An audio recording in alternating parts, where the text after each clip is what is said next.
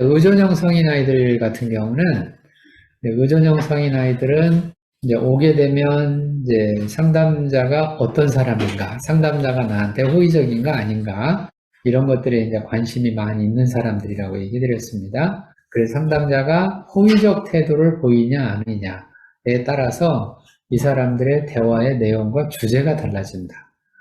그래서 호의적이면 자기 속마음이 나오는데 호의적이지 않으면 상담자가 원하는 데 자꾸 맞추려고 하는 경향이 있어요.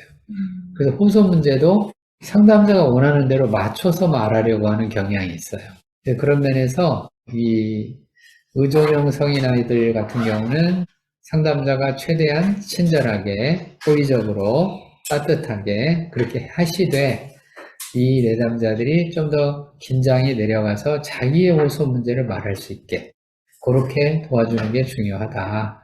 그런 얘기들을 지난 시간에 우리가 했고 잠깐 리뷰를 해드렸고, 그럼 이제 오늘은 이제 완벽형 성인 아이를 어떻게 이제 그 다음 과정의 상담, 그러니까 지난번에 했던 것들은 전부 다 완벽형 성인 아이, 지배형 성인 아이, 그 다음에 의존형 성인 아이들과 어떻게 관계 맺기를 할 거냐, 그런 게 이제 포인트였다고 한다면, 이제 오늘은 그 관계 맺기 한 내담자들과 어떤 상담 목표를 설정을 하고 그 목표 설정을 통해서 그 다음에 어떤 상담 과정을 가야 될지, 오늘은 이제 그런 쪽의 이야기를 진행하도록 하겠습니다. 일단 이제 완벽형 성인 아이들 같은 경우는 지난번에도 제가 말씀해 드린 것처럼 지적받는 게 두려워요, 지적받는 게 힘들어요, 지적받으면 너무 어려워요, 뭐 등등 이런 호소 문제를 낸다고 얘기 드렸잖아요. 그러니까 이런 사람들은 지적받을까봐 주제가 있는 거죠. 까봐잖아요, 까봐. 까봐는 전부 다 무슨 주제라고 해드렸어요? 그렇죠, 불안이죠. 미래니까 불안이잖아요. 그러니까 이 사람들은 주로 완벽형 성인 아이들은 불안을 호소를 합니다. 그러면 상담 목표를 뭘로 잡으면 돼요? 불안 줄이기로 잡으면 되죠. 우리는 불안 없애기를 하지 마시고요. 불안 줄이기로 가는 게 신상에 좋을 겁니다. 없애기로 가시면 우리가 신이 아니기 때문에 불안을 없앨 수는 없잖아요. 우리는 시시때때로 불안을 느끼되 그 불안을 우리가 어떻게 조절할 수 있느냐가 주제인 거죠. 내가 조절할 수 없으면 그런 문제가 되잖아요. 증상이 생기고 장애가 생기고 그렇게 해서 여러 가지 이제 자기 기능에도 문제가 생기고 관계에도 문제가 생기고 등등등. 그렇기 때문에 이제 불안을 없애는 게 아니고 불안 줄이기로 간다. 불안은 이제 스펙트럼으로 얘기를 하면 가장 낮은 단계의 불안부터 시작해서 가장 강도가 센 불안까지 종류는 굉장히 다양하죠. 그래서 불안은 이제 가장 낮은 단계의 불안이라고 하면 이제 근심도 불안이잖아요. 염려, 이런 것도 불안입니다. 초조 또는 걱정, 이런 것들이 다 불안이죠. 불안의 약한 것들이죠. 우리가 근심한다, 뭐 초조하다, 염려가 된다, 뭐 걱정된다, 이런 거는 이제 불안의 약한 강도의 것들이고, 불안이 이제 세다 그러면 이게 이제 공포로 넘어가는 거죠. 공포가 있고, 그 다음에 이 공포가 더 심해지면 뭐가 되냐면 공황장애가 생기잖아요. 그래서 요즘에 이제 공황장애 있는 사람들이 상당히 많잖아요. 요즘에. 공황장애의 첫 번째 특징은 뭐냐면 수면이 쉬워진다. 만약에 이 내담자가 이 완벽형 성인 아이가 상담받으러 와서 상사의 지적이 두려워요 라고 호소 문제를 냈는데, 이 호소 문제가 이제 나중에 좀 더 심해져 가지고 이제 어느 쪽으로까지 가면, 쉽게 말해서 아까 얘기한 것처럼 이제 나는 이제 결제 받으러 갈 때마다 숨을 못 쉬겠어요, 만약 이런 식으로까지 가면 이 사람은 이제 불안이 강도가 훨씬 센 거죠. 쉽게 말해서 이제 거의 결제받는 게 이제 공황 수준이라는 뜻이죠. 공황 수준이라고 이제 우리가 늘 생각을 하면, 제가 늘 얘기를 하죠. 인천공항을 갈지 김포공항을 갈지 이런 얘기를 제가 늘 해드리는데, 하도 많이 해서 이제 별로 웃지도 잘 안 하시잖아요. 그래서 웃어주신 분들은 감사하고요. 주위에 계신 분들도 그냥 웃으세요. 그냥 공황장애 그러면 김포공항, 이제서 처음 들었어요. 처음 들으셨어요? 그러셨군요. 그러네. 공항 그러면 제가 늘 김포공항, 인천공항 얘기를 해드려요. 예, 그러니까 이제 안 들으신 분들은 그냥 들으시면 되고, 그 아재개그의 특징이 바로바로 연결이 안 된다. 저게 뭔 말인가 하고 한참을 생각을 해야 그때서 이해가 된다. 그게 아재개그의 특징입니다. 왜 그러냐면 이제 아재개그가 왜 아재개그인가 하고 제가 또 생각을 해봤는데, 아재개그의 특징이 뭐냐면 사람들하고 아직 이렇게 공통분모도 형성이 안 됐는데 혼잣말을 하는 거예요. 그게 아재개그의 특징이더라고요. 유머의 특징은 공통분모 있을 때 살짝 바꾸면 유머가 되잖아요. 그래서 제가 연구를 한 거예요. 왜 아재개그를 자꾸 하게 되지? 왜 어떤 사람 말하면 다 까르르 웃는데 나는 말하면 어떤 사람은 좀 빈정거리는 사람도 있고 어떤 사람은 그냥 멀뚱히 쳐다보는 사람도 있고 왜 그렇게 되지? 라고 생각해 봤더니 공통분모가 아직 없구나. 그걸 제가 알게 된 거예요. 그래서 이렇게 이제 말해놓고 그 다음에 인천공항 얘기를 하면 그때는 이제 웃습니다. 그러면 유머가 된 거예요, 그때는. 자, 아무튼 이 사람이 이제 결제를 받으러 가면 나는 너무 숨 쉬기가 어렵다. 그러면 어느 공항을 가라고요?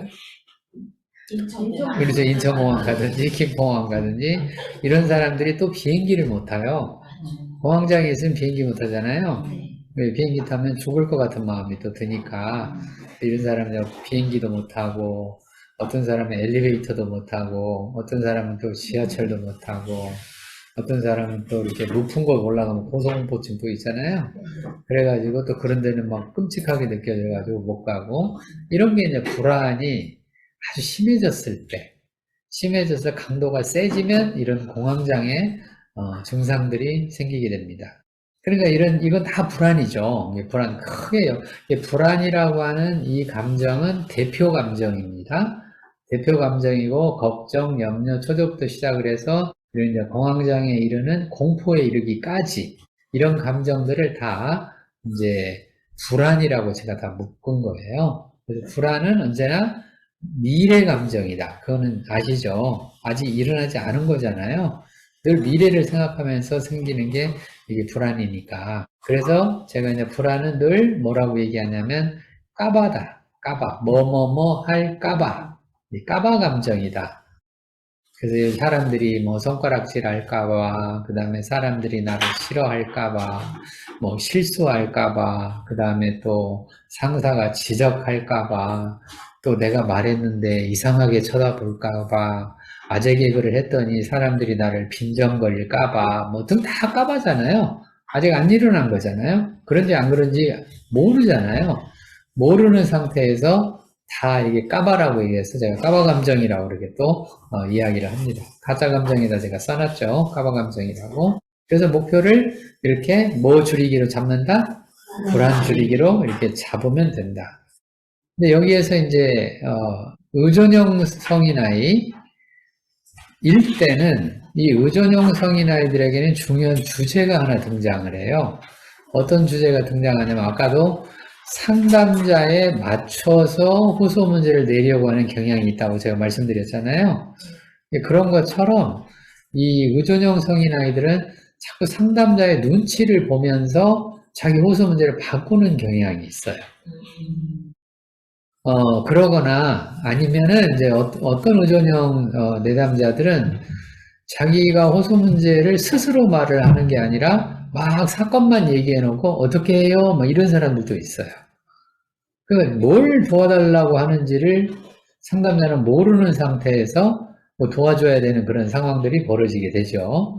그런 일들이 벌어지기 때문에 여기에서 이제 주제가 어떤 주제가 뜨냐면 자발성과 독립성의 주제가 뜹니다. 그러니까 제가 이제 이 자발성과 독립성의 주제가 뜬다라고 얘기를 했잖아요. 주제가 뜬다. 주제는 이미 떴는데 상담자가 그걸 못 알아차리면 주제가 떴는지도 모르잖아요. 그러니까 상담자들은 그런 훈련을 하는 거예요. 지금 이 내담자가 하는 말들이 무슨 말을 나한테 하고 있으며 이 사람의 어떤 주제가 떠 있는지를 인식하고 알아차리는 훈련이 참 많이 필요하다. 우리는 그냥 그저 내담자가 하는 말 듣고 뭐 공감하고 뭐 이해하고 이런 거는 훈련이 우리가 돼 있잖아요. 훈련도 돼 있고, 그거는 이제 많이 우리가 들은 얘기들인데, 근데 상대적으로 상담자들이 잘 모르는 영역이 뭐냐면, 저 내담자가 말했는데 저게 뭔 말이야? 그래서 제가 종종 상담자들한테 슈퍼비전 할 때 물어봅니다. 내담자가 한 말을 이제 발표하라고 얘기를 하면 내담자가 한 말만 계속 똑같이 해요. 내담자가 데이터만 다 늘어놓고 얘기를 합니다. 그럼 제가 묻죠. 아니, 그럼 그 데이터가 뭔 말인지를 네가 아냐? 그런 걸 제가 묻습니다. 물으면 또 데이터만 또 얘기를 해요. 그러면 제가 늘 똑같이 코멘트를 주는데, 그럼 상담자하고 내담자하고 수준이 뭐하다? 똑같다. 똑같으면 어떻게 상담을 해요? 못하죠. 상담자는 내담자보다 수준이 적어도 한 수준은 높아야 됩니다. 적어도예요, 한 수준. 그러니까 두 수준, 세 수준, 네 수준, 다섯 수준 정도 높아져야 된다는 얘기를 하는 거죠. 그래야 내담자가 하는 말이, 이 사람은 지금 나한테 이렇게 호소를 했는데 이 호소 문제는 자기가 스스로 도와달라고 하는 게 아니고 네가 알아서 도와달라고 하는 메시지를 주는구나. 누가 주로 그런다고요? 의존형 성인 아이들이 주로 그런다고 제가 얘기해 드렸잖아요. 그죠? 의존형 성인 아이들의 호소 문제들은 대체로 상담자가 알아서 1부터 10까지, 알파부터 Z까지. 아닌데? 알파부터 Z가 아닌데? 알파부터 오메가까지죠.